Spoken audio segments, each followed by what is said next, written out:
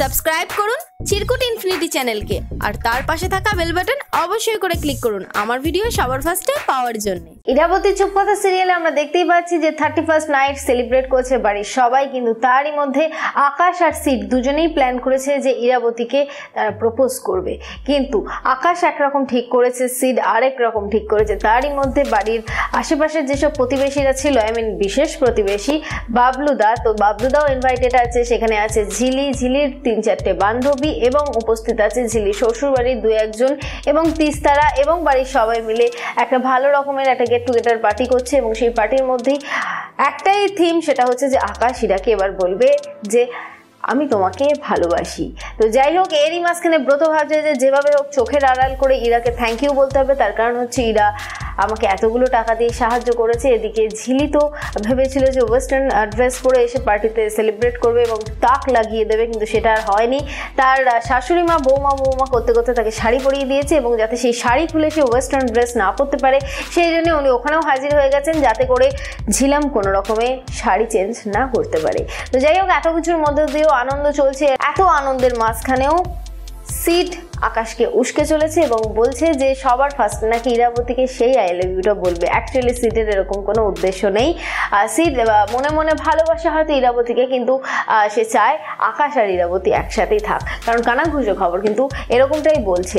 আর তারই পাশাপাশি তোমাদেরকে জানিয়ে রাখি যে ইরাবতীকে কিন্তু খুব গোপনে এবং খুবই যত্ন সহকারে ইরাবতীকে সেখান থেকে লুকিয়ে চুরিয়ে সবার চোখের মাঝখান থেকে নিয়ে চলে যাবে আকাশ, এবং এমন একটা জায়গায় নিয়ে যাবে যেখানে গেলেই ইরাবতী সারপ্রাইজ হয়ে যায়। তার কারণ হচ্ছে একটা হয় না যে প্রত্যেকটা মেয়েরই হয় যে একটা অদ্ভুতভাবে সাজানো একটা জায়গা, সেই জায়গাটা দেখলে এমনিই ভালো লাগে।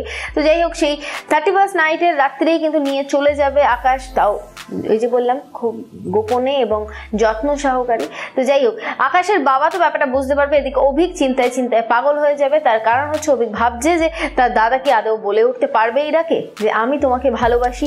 এদিকে মেঘনাও ভাবছে। তো যাই হোক, এত কিছুর মাঝখানে আকাশ তো নিয়ে গেছে, কিন্তু ইরাবতী মনে মনে ভাবছে যে আকাশ চ্যাটার্জি তার জীবনে যতখানি সুখ এনে দিয়েছে ঠিক ততটা সুখই আকাশকে এনে দিতে হবে, আকাশের মাকে তার জীবনে ফিরিয়ে দিয়ে। কিন্তু এরই মাঝখানে আকাশ চেষ্টা চালিয়ে যাচ্ছে ইরাবতীকে আমি তোমাকে ভালোবাসি কথাটা বলার জন্য, কিন্তু সেটা বলতে পারলো কি পারলো না, আর সেটা কিভাবে বলতে চাইছে আকাশ সেটা কিন্তু তোমাদেরকে সিরিয়ালেই দেখতে হবে। তবে হ্যাঁ, কানাঘুষো খবরের মাধ্যমে আমরা একটা অ্যাডভান্স খবর পেয়ে গেছি, সেটা হচ্ছে যে হয়তো আকাশ তার মাকে এত সহজে ফিরে পাবে না। তার কারণ হচ্ছে আকাশের স্টেপ মম খুব শীঘ্রই কামিং সুন, বিদেশ থেকে সে এবার দেশে ফিরে আসছে শুধুমাত্র আকাশের বাবার কাছে, এবং যাতে তার বাবা সেই মহিলা দেবযানী ব্যানার্জির সাথে সম্পর্ক না করতে পারে এবং সম্পর্কে জড়াতে না পারে, আর পুরনো মান অভিমান তাদের মধ্যে না মিটে যায়, সেই জন্যই কিন্তু মোনা দেবী আসছে বিদেশ থেকে সম্পূর্ণ একটা গ্যাং তৈরি করে এবং তার ছেলে মেয়েদেরকে নিয়ে সেখানে আসছে, যাতে করে আনন্দ চ্যাটার্জি কখনোই দেবযানী চ্যাটার্জির জীবনে ফিরে না যায়।